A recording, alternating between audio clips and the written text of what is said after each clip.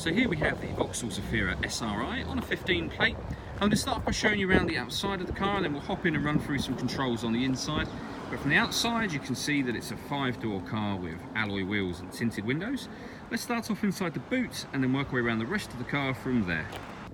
So as we approach the back of the car, you'll see we have reversing sensors, plenty of boot space as well, and those 3 rear seats will fold down individually. Obviously this is a 7-seater, it's currently in its 5-seat configuration. Let me show you what it's like with the 2 rear ones folded up.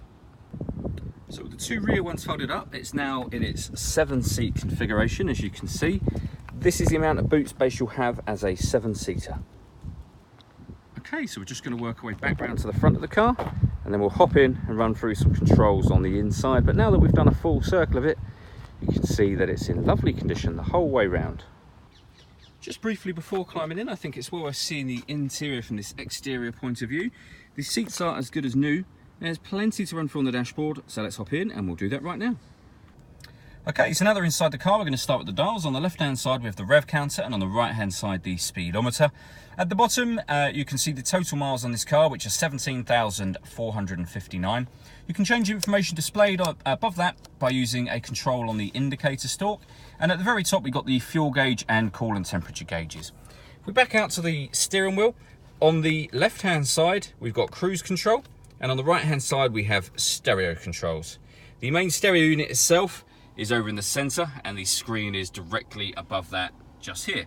So you can see that we have FM radio, we've also got DAB radio and AM, all available to you. If you want to listen to your own music, you can do.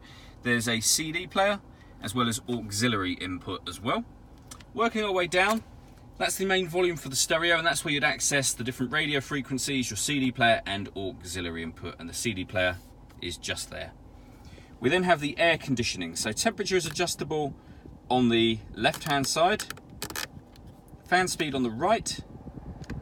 Hit that button to turn the air conditioning on or back off again. That one will recirculate the air that's currently in the car. It's a great way of heating it up or cooling it down quickly depending on the temperature you've selected over here. And then you can determine where within the car you would like the air to be distributed.